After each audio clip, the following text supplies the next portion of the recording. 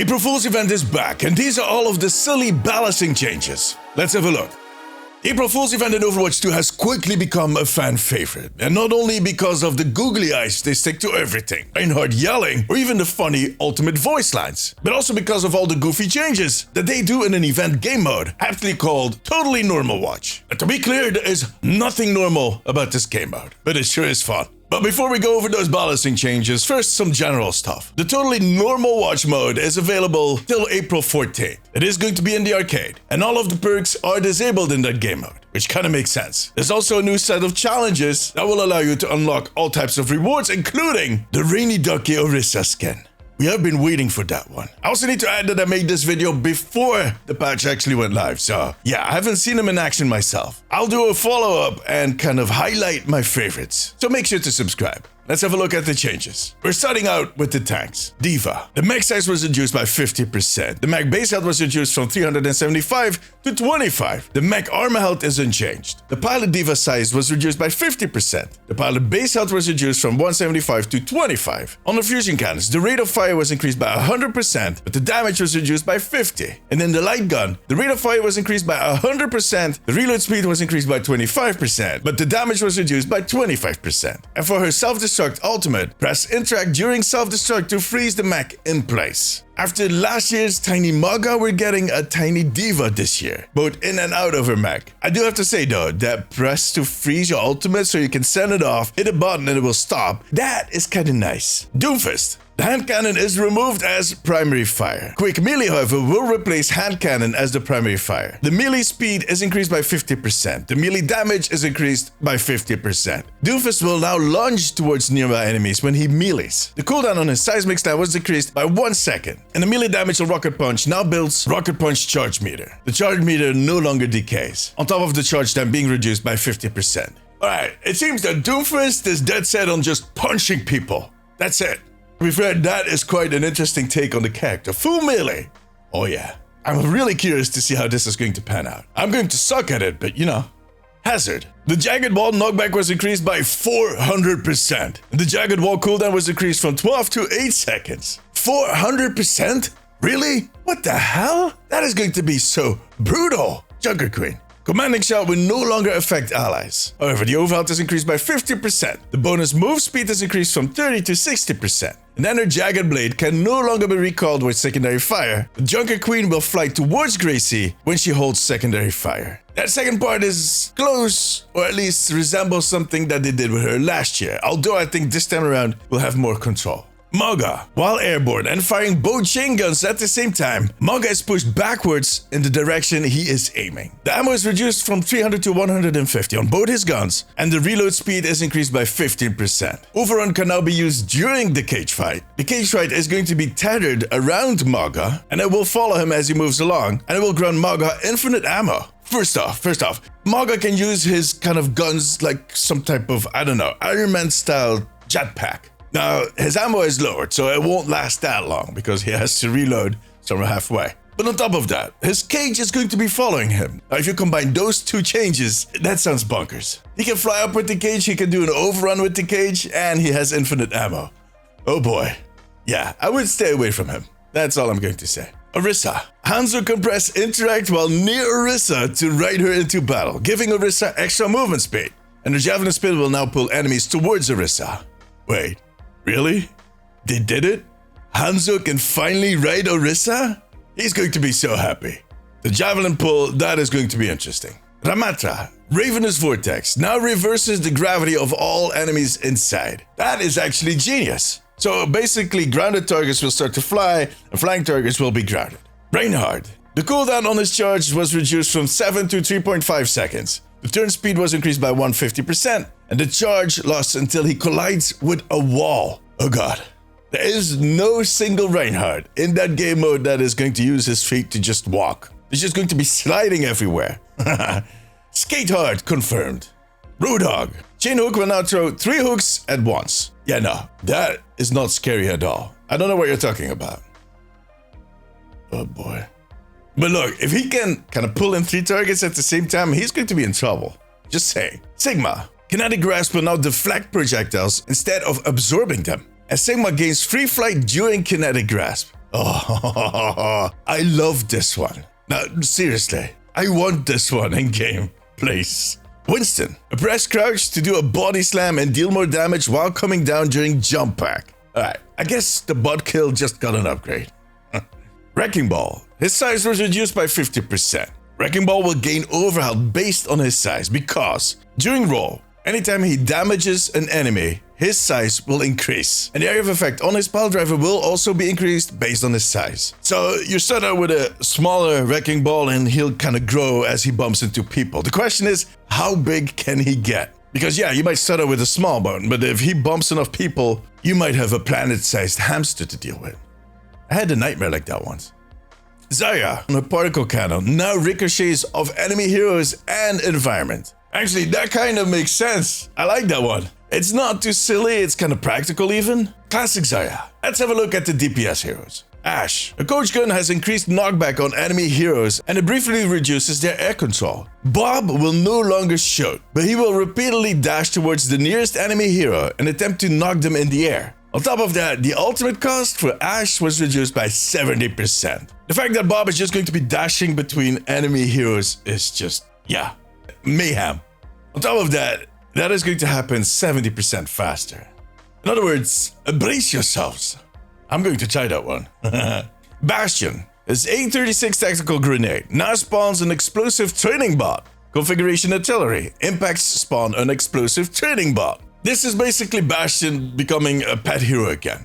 We've had that before. But this time around he's building an army. Or is it a family?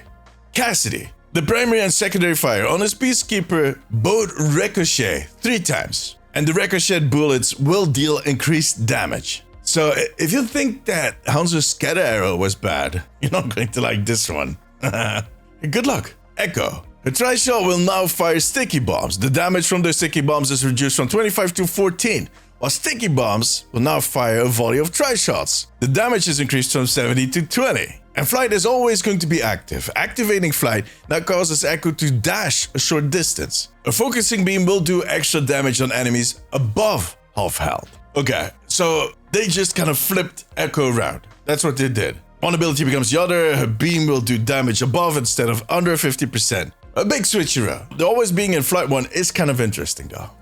Genji. Genji once again can occasionally heal himself when requesting healing, but don't abuse this. You have been warned. Uh-oh. That warning at the end? The developer notes for the patch notes state that spamming it will have negative consequences.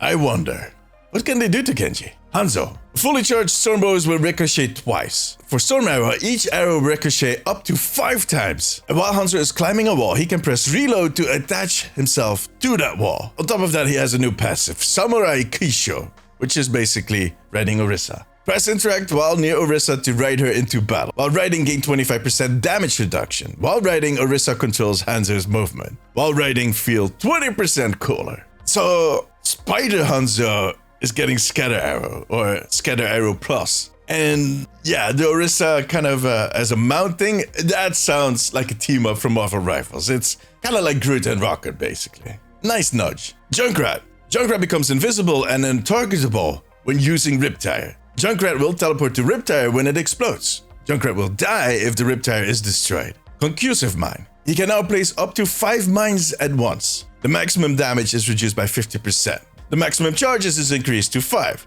and the cooldown is reduced to 4 seconds. Well, it looks like they raised the stakes for Riptire. You better make sure that you get your targets. That's all I'm going to say. The abundance of mines, however, that is just scary. It does give him a lot of mobility. Mei. Her Cryo Freeze will now create a miniature blizzard, and Mei can now move during Cryo Freeze. I kinda like this idea. A little blizzard that is moving around. Perfect. Now we need some holy water. Mora. Mora was moved to the damage roll, now has a damage roll passive and no longer has the support roll passive. The primary fire on Bowder Grasp no longer heals and instead deals damage. The healing orb was removed and the coalescence, her ultimate, will only do damage. Mora is going full damage. Yeah, so they're not changing anything. Cool, I get it. Farah. Direct hits with the rocket launcher deal increased damage to airborne enemies. Jet Dash pulls nearby enemies along with Farah, and so will Jump Jet. I do love some air-to-air combat. I mean, that is kind of a nice buff. And the jet stream thing where they get pulled along, that is just funny. It's going to be so confusing for some people. They're not going to realize what is happening to them, but, you know, I like those. Reaper. Hellfire shotgun. Reaper can no longer reload and drops his shotguns on the ground when empty. Dropped shotguns must be picked up to restore ammo. The movement speed is increased by 25% when out of ammo. Picking up the shotguns increases attack speed for a short duration. Note, it is hard to melee enemies without your shotguns. It just sounds like Reaper's reload is going to be hell. Some people are going to get extremely angry about this. Good thing is April 1st. Sojourn. The max charge on the railgun is now 300%. The railgun secondary fire deals increased damage at above 100% charge, but the railgun secondary fire knocks back Sojourn if fired at above 100% charge. Really, Blizzard? What the hell? I mean, that knockback better be good at a 300%. I want to see her fly off. That just needs to be huge.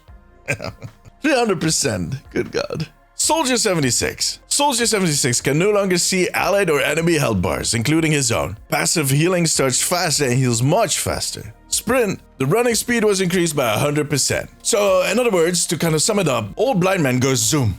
That's basically it. Enjoy. Sombra. Hacking enemies grants a stacking buff to a maximum 10 of move speed and magazine size. All of those stacks are lost when she dies. This one is actually pretty nice. Could that be a new perk that they're testing right here? Maybe? For season 16?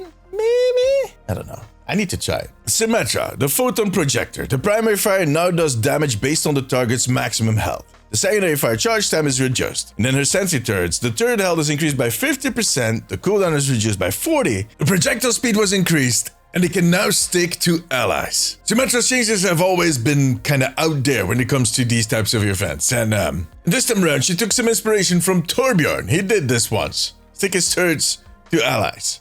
This is going to be fun.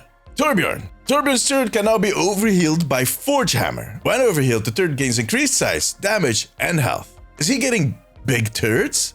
Oh yeah. Tracer. Blinking while crouching collides with the enemies. Colliding with enemies deals damage and knocks them back. What? Venture. Venture can now fly around while burrowing. Emerge can be charged longer for a stronger effect. So, Venture is going to be doing above ground digging. Widowmaker. Her grappling hook can now hit enemy heroes, dealing damage and granting Widowmaker overhealth. Her first successful quick melee attack after healing a hero with grappling hook deals extra damage. So that is basically a melee counter for Widowmaker. I like that. It is possibly the most use I would get out of Widowmaker ever, just punching people after grappling them. Let's have a look at the support heroes. Ana. The magazine size on a biotic rifle was reduced from 15 to 1. The reload speed was increased by 25%. The damage and healing was increased from 75 to 150. Oh boy. Ana is going Widow in this build. That's it. It is going to be epic for some players, and for me personally, it's going to be dreadful. I'm going to suffer. Oh well. Baptiste. Press crouch while using his exo boots to stomp on enemies. So, Baptiste is going Super Mario, basically. Brigitte. Shield Bash is replaced by Shield Throw. Shield Throw will toss Brigitte's shield, which stuns and bounces between enemies. During rally, the Shield Throw can hit more enemies. What? What?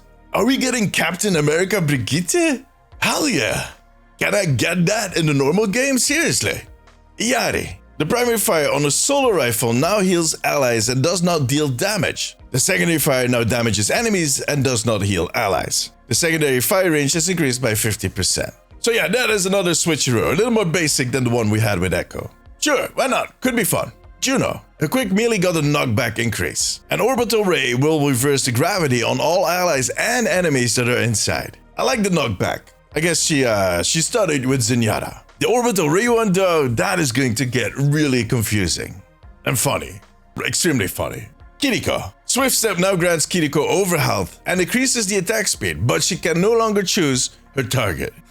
Talking about gambling. You could end up with that Mercy that is slowly falling to her death in that pit on Ilios and go down with her. But you know what? You got extra HP, so...